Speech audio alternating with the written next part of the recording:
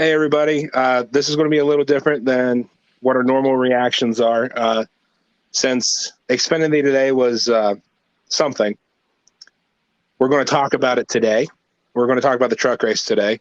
To talk about the truck race today, congratulations to Christian Eckes. Eckes? Yeah, that's right. Eckes, yeah. Unfortunately, I only got to listen to parts of the races on PRN, so the only thing I know is that Dean Thompson is really, really bad. Yeah. He's 33rd in owner's points, and that means that the Tricon car is not locked into the field starting their next race, wherever it is. Oh, yeah, it's next week at Coda. Duh. Yeah. But, so the Toyota leaving KBM plan is going swimmingly. Yeah, I have to agree with that. Yeah, the only other things I know is John Hunter Nemechek wrecked Jack Wood. I guess they were fighting for the lead. I don't know, but they wrecked. Hocevar wrecked at some point. That he was like the last caution before the finish, which I got to hear. It sounded like it was a pretty good finish. Sanchez finished third. I picked him to win. He almost won. If he would have chose the right lane, he probably would have won. But, is what it is. I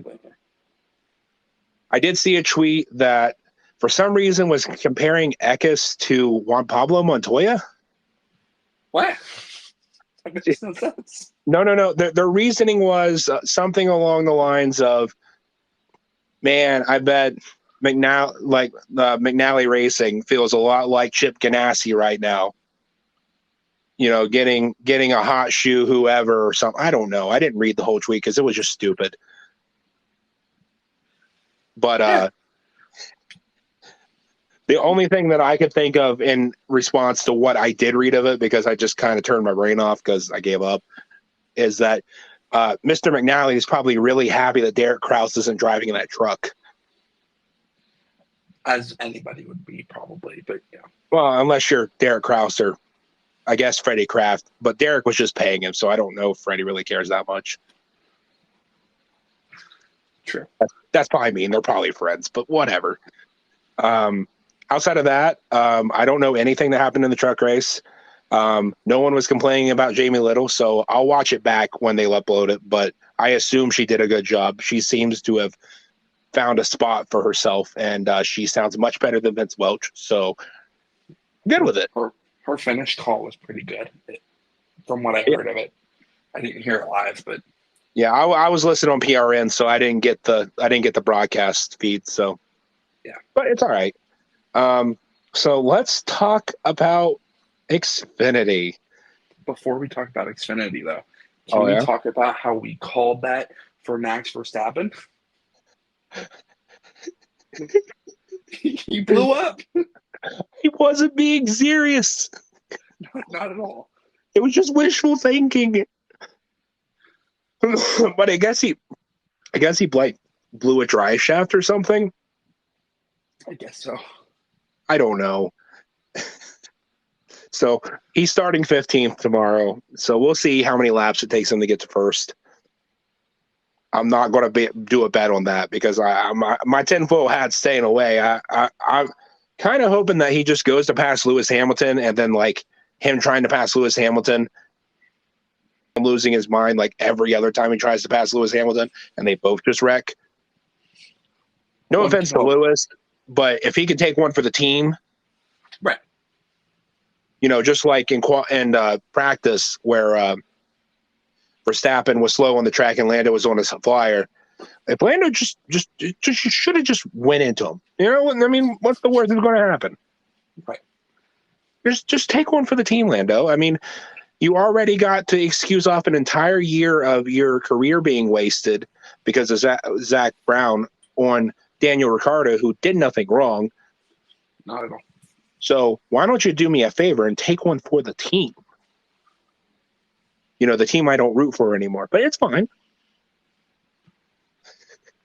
Sorry, I can't help it. I'm just seething a little bit.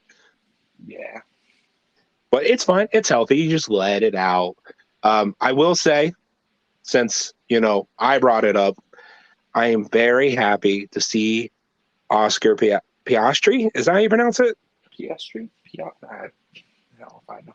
I'm glad to see that the new McLaren driver is doing well. Yeah. Good for him. I am tying my ship to Alonso's teammate Stroll. And at the very least, he's a pay driver, so I don't have to worry about him losing his ride, right? Right? I don't know. Lawson Williams. That was Latifi, right? I believe so. Okay. Go Tiffy. God. Okay, we're way out in the weeds. We need to talk about this shit show of a race. Oh, my goodness. So we're going to start with the easy stuff. Congratulations to Austin Hill, who led 103 laps. Yeah. So just over 2/3 of the race. Congratulations to the pace car, who led 68 laps, which was 42% of the race. 12 cautions, 68 laps out of 163 total. Yeah. That's awful. I use, and I feel like it's the only one that fits. That race felt like I was watching hippos ice skate. Although I feel like that's offensive to hippos ice skating. I mean, I guess what I'm trying to say is it was too cold. Yeah. The tires never gripped up. The track never had any grip at all. Nope. Until the final stage, they could not go more than 5 laps without a caution. At one point, we were under caution for 25 minutes. Yeah. And okay, that was definitely something that happened. Yeah. Looking like Arca out here. Shout out to Cesar Bassarella. I probably butchered the hell out of your name, but shout out to you for having Alpha Prime buy your spot in the race so you could crash on lap 2 with Joey Gase. Congratulations. I'm sure Timmy Hill really appreciates that check and to keep his, Carl Long more so, appreciates the check to keep his car in one piece. Oh, yeah, definitely. I think it's safe to say that whatever the hell this experiment is with this 1.5 mile drafting style track doesn't work. Nope.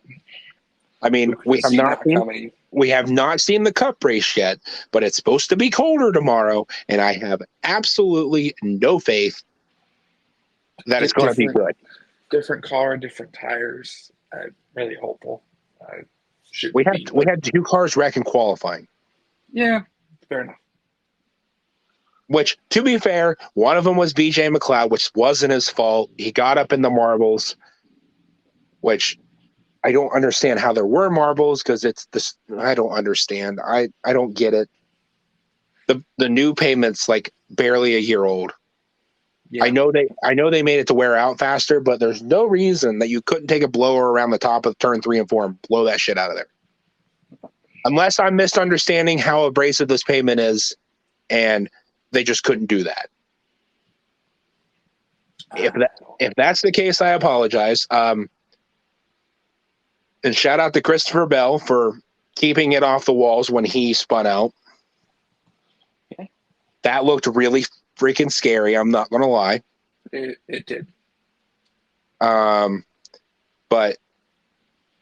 that was the only time we had single cars on track, which, that's awesome. I can't wait to put 2 rookies in this race tomorrow who've never drafted on this kind of track in this car. I can't wait. That's going to go so well. It's going to go so well. It's going to be the greatest race ever. Yeah, sure. Anyway, let's get back to Xfinity because I feel like I've walked around the elephant in the room for a little bit too long. Let's talk about Josh Williams. Legend. Absolute legend. He's got that dog in it. So, if anybody doesn't know, which I'd assume anybody who's listening to this would know, Josh Williams was involved in one of the fucking 12 cautions. Pick one. I don't know which one it was. And they put tape on his right front fender to kind of patch him up and get him back on the track because of the damaged vehicle policy, which is everyone's best friend, if you didn't know. Love it. And which they tried their best, and there was only so much they could do, which I get it. You're trying to beat a clock. And they got back racing, and it well, no, he was leaving the pits when it came apart the first time. I don't know if that's what they penalized him for, or they penalized him for blowing debris on the track when they went back green. Yeah, I'm not completely sure. I'm not sure because that's not really the problem. It's they've never what they told him they were disqualifying him for extending the caution period, which, to give them the smallest bit of credit before I rip into them, they just had a 25-minute caution, so I kind of get that. Fair enough. Yeah, like if it's just that, cool. My problem, there's no precedent for it. Since the damaged vehicle policy became a thing, they've never done this. No. What they could have done is what they did to Bubba last year at Fudge. Where was that? Oh, it was the Coke 600. Yeah, I believe, where he didn't make minimum speed in time. Yep. Okay, that's right. So they could have done that to him, and honestly, full transparency, I would have been fine with that. Yeah. That should have been the penalty for bringing out another caution. It's like, oh, your time's up. You didn't get up to speed in X amount of laps. They've done that before. Yeah. I mean, and so would have been the easy way around it. Yeah, it would have been the easy way around it. There's precedent for it. But instead, they cited this rule, which does exist. It's a real rule. Like, it's legitimate. But they told him he was disqualified for extending the caution period, which, I'm sorry. If you told me that with no precedent, I'd do exactly what Josh did, which Josh just parked the car at the start-finish line, got out, and the box. Peace. Yeah, I thought he pulled a willpower, but it turns out it was just a peace sign. Yeah, that's what I thought at first. But then Fox didn't make a attempt to get away from it. So it's like, yeah, it wasn't a willpower. Which, if you know Josh at all, which you should, if you don't know Josh, you should look into, because he's probably one of the best guys in the Xfinity garage. Yeah, he goes to local hospitals all over the country while the Xfinity Series is touring. He does special paint schemes with the kids. He has a robotic sponsor that lets the kids virtually come to the track if they're not able to like physically come, because say they have some kind of childhood disease or something and they can't leave the hospital. They're able to come. Great guy. Yeah, he's just genuinely a good guy, and he, in my opinion, is probably is one of the harder working guys in the garage, just because he doesn't have the money or the backing that a lot of these guys do. Right. And he's racing for GGM, and they're doing the best they can with what they got. And I think that the best parts of this sport were built on guys like Josh Williams. Absolutely. It's not going to get the same kind of recognition now that it did, say, 20 years ago, when there were sponsorships there for, guys like Josh Williams. And you could argue that maybe he doesn't have the talent to deserve that, if even that was the case. But what I've seen him do in that car, every time I've went and watched an Xfinity race in person, he deserves a chance. Yeah. absolutely deserves a chance. But back to the controversy, which is the controversy. He before Fox could interview him, he gave a little heart symbol to the camera, and he was whisked off by the NASCAR officials, and he was not taken to the care center. He was taken directly to the NASCAR hauler, where he was kept for over 2.5 hours. Yeah. They did feed him, so they didn't break the Geneva Convention. I don't know if that's actually a thing. I just saw it on Twitter and thought it was funny. Yeah. But so what the word is going around now is that obviously it's probably going to be at least a fine, which Josh said himself. There's a clip going around Twitter where he says that, what are they going to do? Fine me? I can't afford it. Yeah. It's like, oh, okay. And then they're talking about suspensions, which if they suspend him for a week, I get it. But like, I don't know. Maybe I'm jaded. Maybe I'm biased because of who it is. And maybe I'm jaded. Maybe I'm biased because I'm a real stubborn person. And I really hate the boys club mentality that NASCAR seems to have been taken, especially like this past week. Right. Like, if you insult the boys club, we'll come down on you. If you say anything that goes against the code of the boys club, like Denny saying that, oh, yeah, I took Ross to the back with me. Like, okay, anybody who saw that. But since you said it, here's a $50,000 fine, a 25-point fine, which he is appealing. Good for him. I don't think it'll do anything, but he's not a Hendrick driver.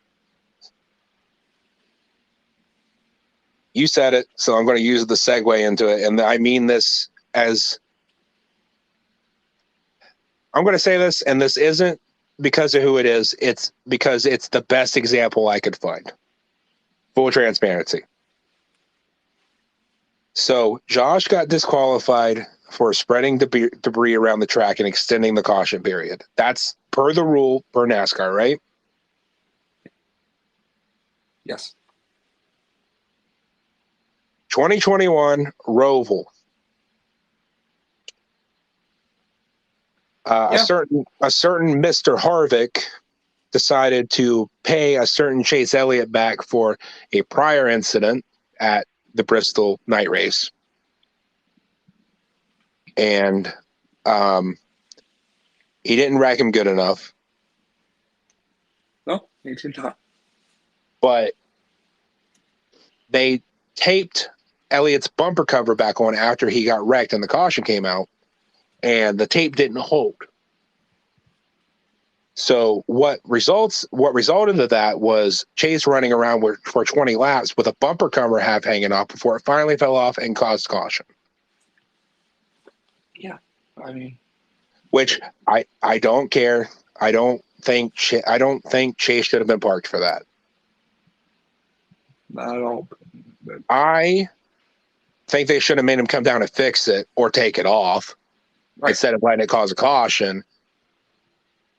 But, I mean, I'm not going to say that we should go back and change a thing from 2 years ago. It happened how it happened.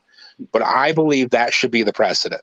Exactly. I absolutely agree with you on that. It's just doesn't make sense that it's not the penalty Josh got, but it's the closest scenario I could find since the DVP's been implemented in its current form. Yeah. And, you know, obviously I have a very biased opinion about the whole situation, and I've come around on it a little bit. It's just racing at the end of the day. I think I've mellowed out a little bit too since then, thankfully. But I believe that should be the precedent. I agree with you on that. 100%. And, you know, I know that the two big points is, and it doesn't matter who it is, okay? We can say that for fucking 6 Twitter likes or whatever people did earlier. But it's a different series, for one. So it has a different director, and they call things differently. Yep. but they have the same damaged vehicle policy across the top 3 series. And if you didn't have that damaged vehicle policy, they would have had time to fix it correctly. Yeah. Like, if you're not limiting them to 5 minutes to try to rebuild a fender out of tape and bare bond, because that's the only things you'll let them use, if you let him go 5 laps down to put a new fender on it, then he runs around back there, gets his laps back, and he probably finishes in the top 20. Probably, yeah. If he doesn't get caught up in something else. But instead, you have this whole fiasco that, in my opinion, at the very least, could have been avoided. Yeah, it could have been avoided. Do I think that parking your car at the start-finish line, giving a peace sign to the flag stand, and walking off was the appropriate thing to do? No. Do I think it was fucking badass? Yes. Yeah. Absolutely. Do I think that NASCAR needs to get off their hoity-toity country club high horse and let drivers have emotions and personalities? Yes. Yes. I don't feel like that's a high bar, but I don't know if they feel like they need to meet some kind of public public image or what. But I don't know. No, I don't. What? But every time I've seen a advertisement to try to get me to get tickets to go back to Martinsville, you know what they show? Hale Mellon. That or Denny and Ross. Sure. You know what I see on social media every time? You know what I saw after the Cup race last week for like a day and a half? Denny and Ross. Yep. This is what I'm not saying that it's great for the sport, but if you're going to market off it, you shouldn't punish people for it. I feel like it changes every week. Yeah, it seems to. Like, the standard seems to change every week, and it doesn't seem like there's any consistent rhyme or reason to any of it.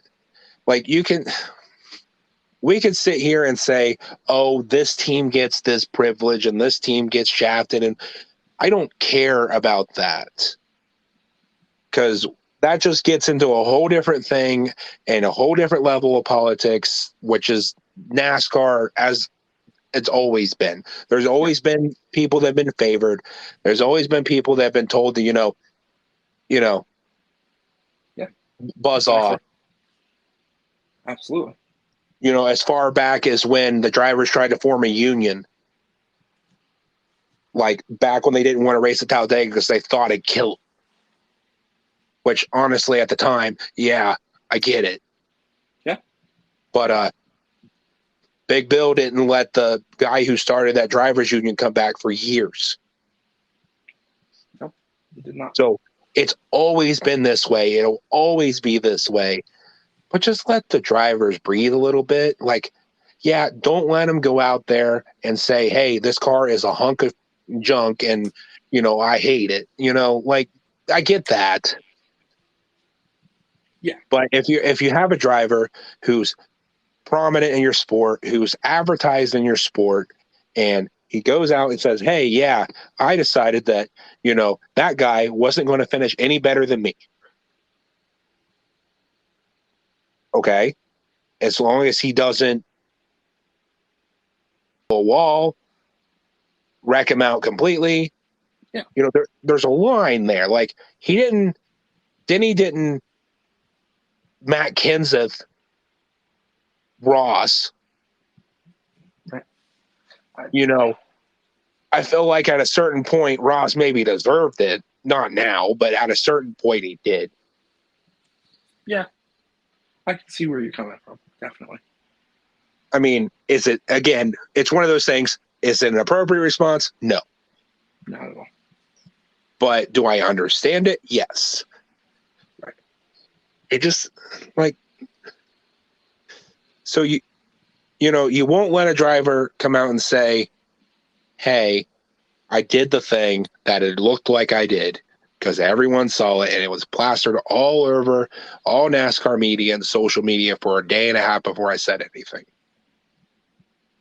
But you let Chad Knaus stand there and basically say that your vendors are trash and that your process is trash and talk about how bad this car is and getting parts for it is. Yeah. I mean, it's just... there's got to be a middle ground. Okay. And I hate to use the Hendrick guy as the example, but he's the one that opened his mouth. Right. And even during the Xfinity race, after Allgaier got wrecked, but I guess next week Sam Mayer better not be anywhere near him because Allgaier may put him in the gravel just to save himself. Since we're going through we're going through down the line here. It was Jones last week. It was Berry this week. But yeah, he needs to stay far away from Justin next week. Yeah, but as well as Josh, because they seem to not get along either. Yeah, I don't know what the hell's going on over there. They need to have some like team building exercise where they go out to Lake Norman and like ride a paddle boat around or something. But I don't know. But Justin, when he was getting interviewed in the care center after he got wrecked, he said how bad this product was, and anybody who was watching the race could see how bad the product was. And then you got Joey Logano saying, "Well, this is really satin." I mean, that's what he did. He absolutely. I mean, he absolutely did that. I mean, that's not a good Joey Logano impersonation, but it's close. Right. Yeah. But like that's basically like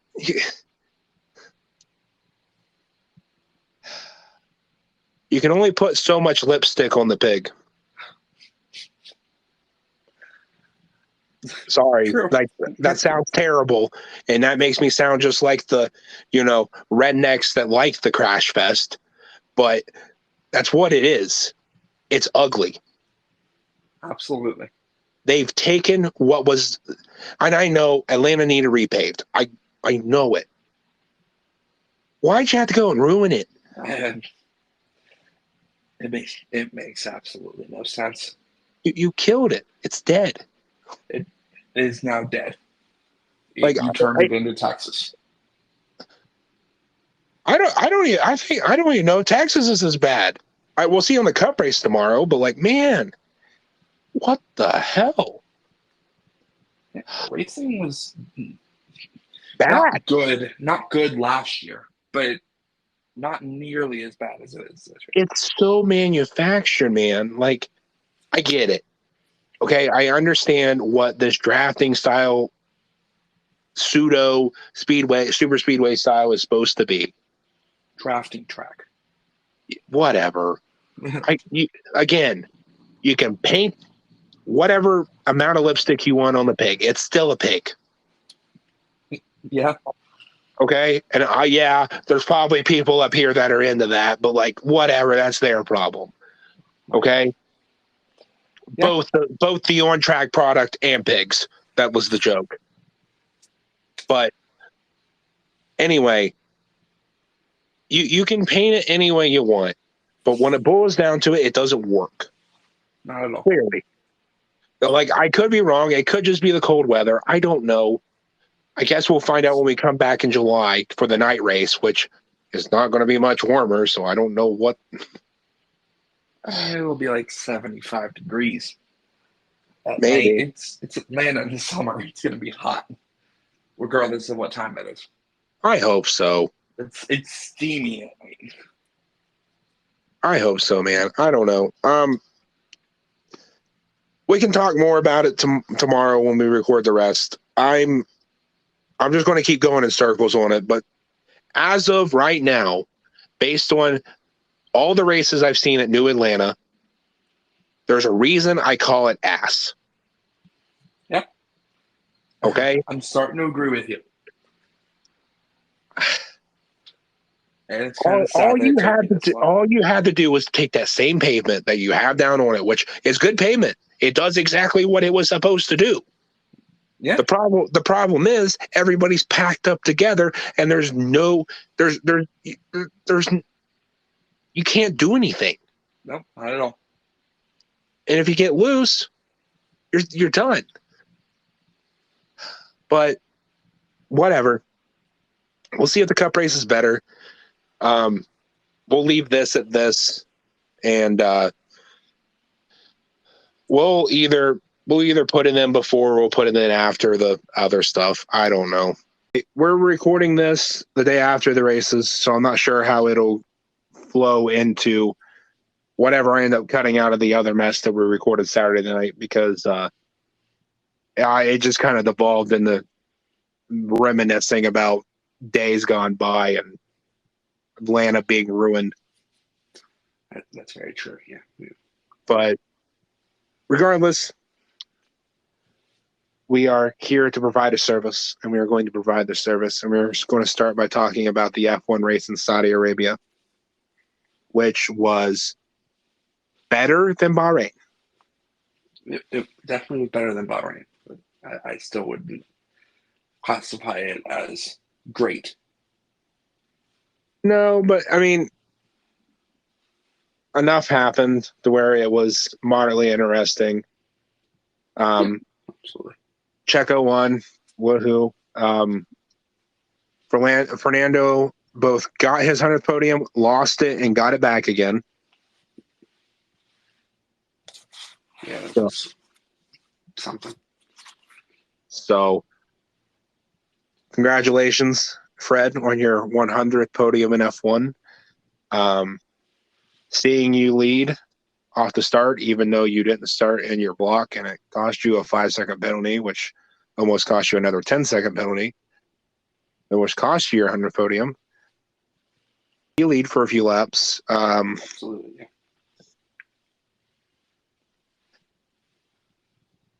I have changed my mind. I'm never rooting for another driver again, because every time I do, something bad happens.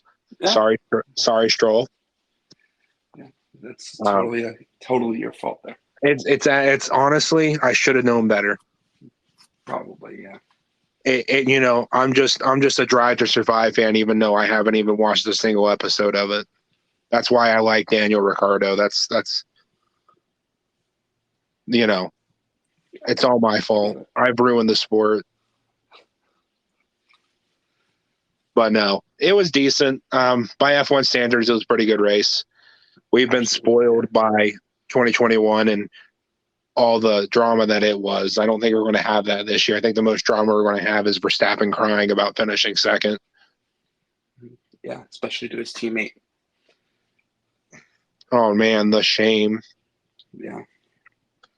Which, I guess if I was raised by Joss, I'd be a insufferable bastard too. So that's very true. So I guess I get it. Doesn't excuse it, but it's whatever. It's just Max being Max, and it's not going to change. Not at all.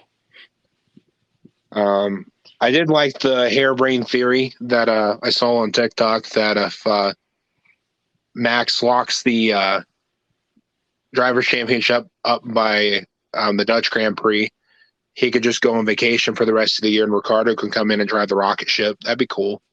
That would be pretty fun, yeah. It's not going to happen, but it'd be cool. Not at all. No. You really think he's not going to? If anything, they'll make Checo go on vacation just so Max wins by more. Right. Yeah. But whatever. Yeah, that was the F1 race. Good job, Checo.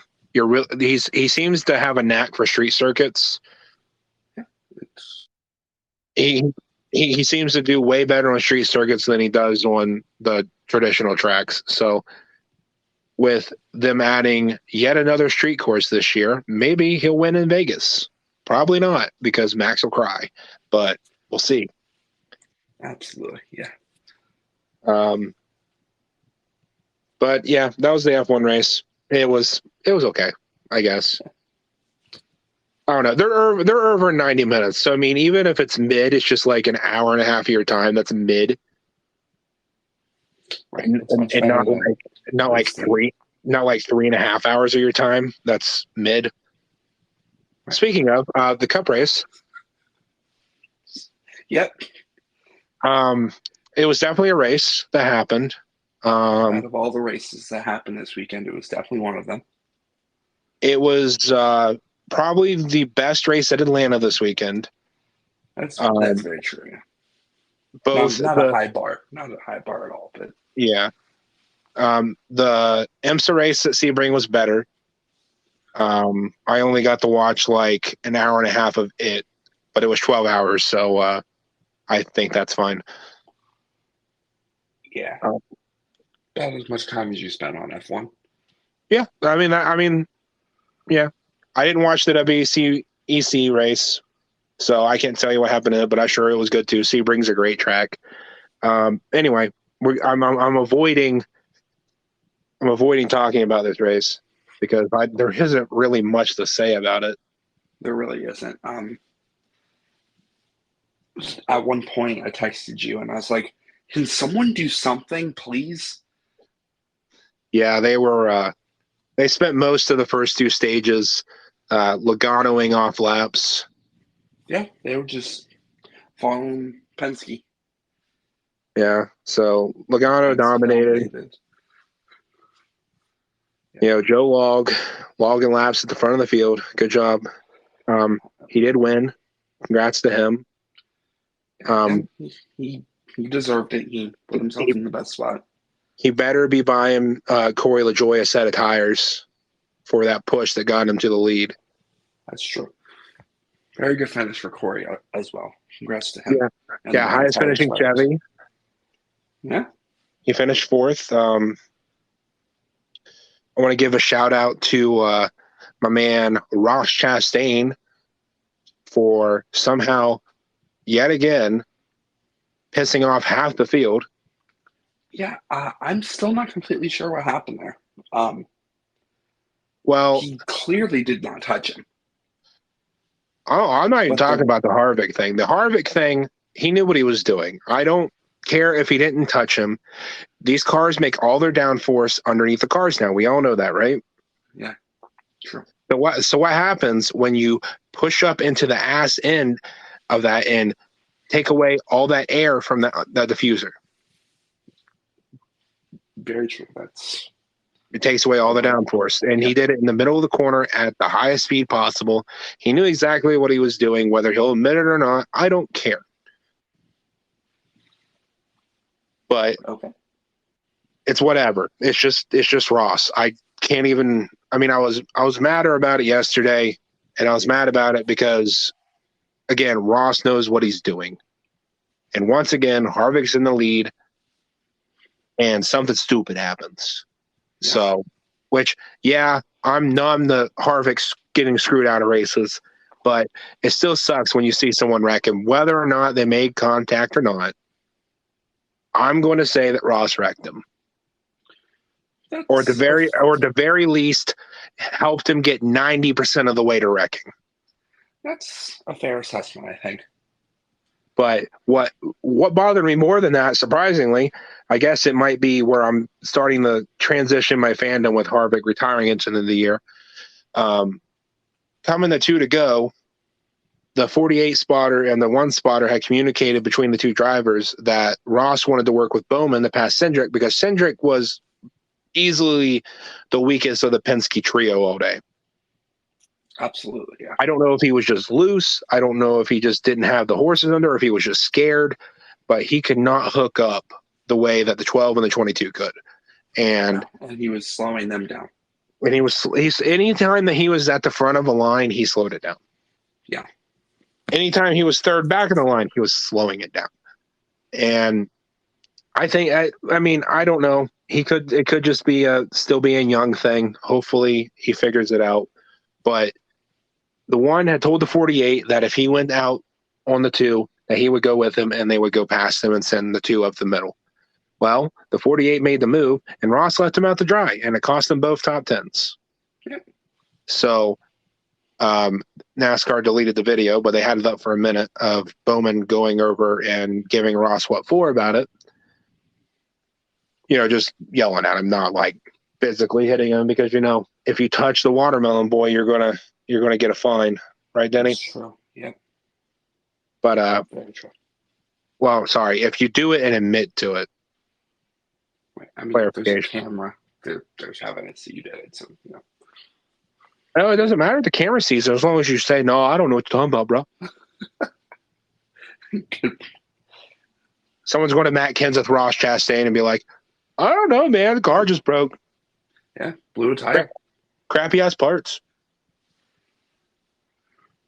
But anyway, I really at the end there, I really wanted to see Keselowski win, because I so badly wanted him or Reddick to win that, and yeah, and the Toyotas screwed all four of them. Yeah, they just would not work together, and it cost all four of them. Yeah, I'm gonna go out on a limb here and say Toyota's gonna win the least amount of races possible this year, because they refuse to work together, and they're gonna need to win them on the tracks where teamwork doesn't matter. Well, they ain't going to win at COTA, so probably not. No, their road course programs is not great right now, so I'm sure that Toyota will be calling NASCAR to tell them to turn the engines down more or something. I don't know, but who cares? To finish on Atlanta, it was definitely the best race at Atlanta that weekend. It was mid as all get out. Yeah. And I saw Gluck's poll this morning, and it was rating higher than Phoenix, and that just makes me shake my head. That doesn't make any sense to me. Because it wasn't good. Phoenix was a great Phoenix race. It wasn't a good race. No, not by any stretch of the imagination, but it was easily a 7 out of 10, though. Yeah. And then Atlanta was a 4 out of 10 with a 5.5 out of 10 finish, because they didn't wreck. And maybe a 6 out of 10 NASCAR fans, if they don't wreck, why did we sit 3.5 hours for that? It's just, I don't know.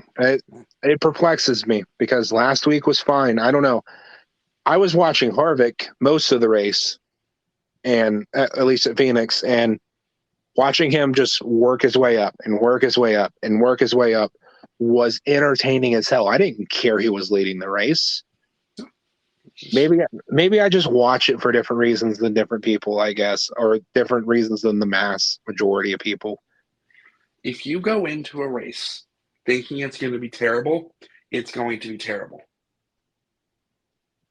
That's just, and if you go into a race thinking it's going to be the best thing ever, it's not going to live up to the hype.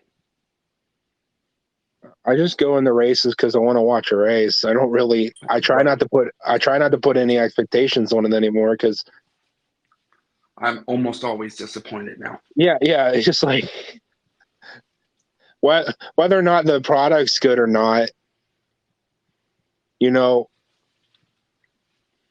something always seems to happen to the drivers I'm rooting for, or the drivers I pick, or something. I mean, I was rooting for Stroll in the F1 race, and I don't know if his brakes overheated, or I heard that he lost a GPS. I don't know. But it seems like every time I put any kind of expectations into anyone, it's just unenjoyable, because I tie my feelings towards the entire race to what happens to that one person. So I just don't do that anymore. Yeah, that's absolutely fair. Yeah. I mean, it's probably the same for you right now, because your favorite driver isn't even in the damn race. Right, exactly. And for me, I root for, let's see, I'll just go down the list. I root for Harvick first, then Bowman, Blaney, Corey LaJoie, which Corey LaJoie is a different thing. If he runs like top 25, I'm happy. Right. But I root for Tyler Reddick. I root for I don't have any expectations of Gragson. Just seeing him on the TV screen not wrecking is pretty good. Yeah. But yeah, I root for like 5-6 drivers every week. Let's say 5 or 6 competitive drivers, and then there's a couple other I root for. Like I always root for Bubba. He's not in my top 5 drivers. And it's not because anything against him. It's just I have other drivers that I've been rooting for way longer than I've been rooting for Bubba. Right. And I'm always going to pull for Bubba to do well when he's doing well. The same goes for like Brad Keselowski. He's not in my top 5, but if he's doing really well, I like to see him do well. Yeah.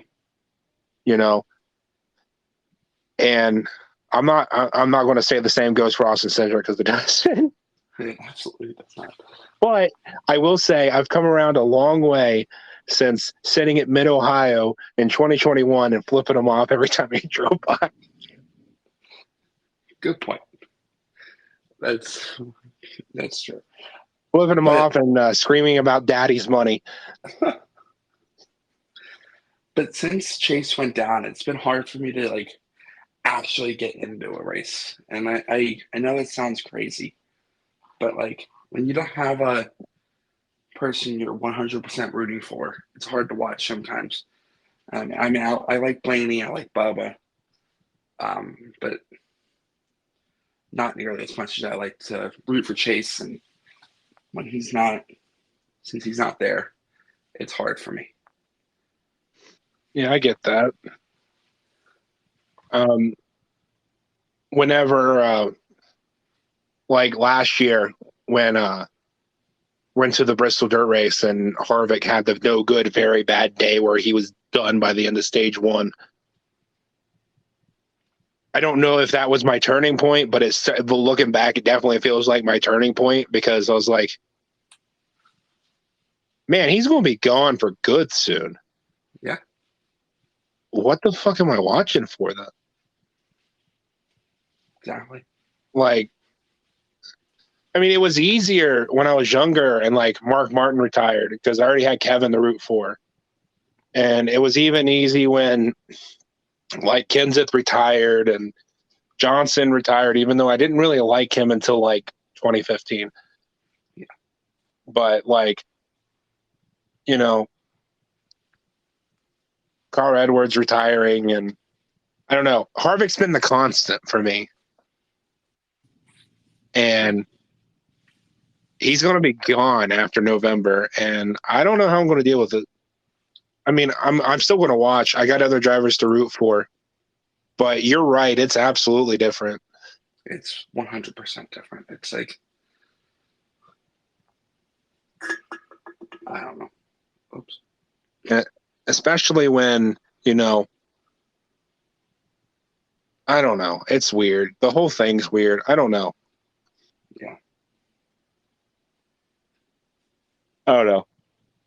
I think we're at a good spot. I think we'll look forward to Coda next week. Finally get to see the stages with no stage breaks. That'll be cool. Get to see Jordan Taylor and Jensen Button, Kimi Räikkönen, and Connor Daly. Hopefully he gets to drive a real car this week. Probably not, but Listen, it would still be cool to have his presence there. Ross is going to drop a watermelon from 300 feet in the air. Yeah, that's about it. I mean, oh, okay. I didn't even know that, but okay. Yeah. What are they going to put him? They're going to put him in the observation tower or something. Yeah, he's going to drop him in the tower. Oh, where he won there last year, I assume. Yeah. Okay. Yeah, that's cool. Okay. Whatever. I don't know. I'm still mad at him. He's on my shit list this week. I agree with you on that one. Yeah. Like, I get it. It's his driving style. He's not going to change. He doesn't need to change. I don't want him to change. But, man, sucks. Yeah. It really does. Like, not only did he wreck 90% of the way wreck one of my guys, he screwed over another one, too. I was like, man, come on. Right. I don't know. All my guys except for Harvick still had a better day than Bubba did. So I mean, That's true. Bubba had the no good, very bad day. Poor guy. Poor guy. But yeah, we'll see you guys in a couple days for another what if and our predictions for the Coda weekend. I'm going to warn everyone in advance. I'm not going to be able to watch much of the Cup race because I'm going to see Fozzy, which is Chris Jericho's band. Awesome. That's so cool. I only know one other song, so I'm just going to keep it that way because I just want to go in blind. That's fair, and it's probably the song that every single person on earth knows. Yeah, Judas. Everyone knows Judas. If you know Fozzy, you know Judas. But yeah, we'll leave it here. Thanks to anybody who listened. This will probably come out Monday afternoon, Monday evening. And yeah, we'll see you guys in a couple of days, and we appreciate you. Thank you guys for listening.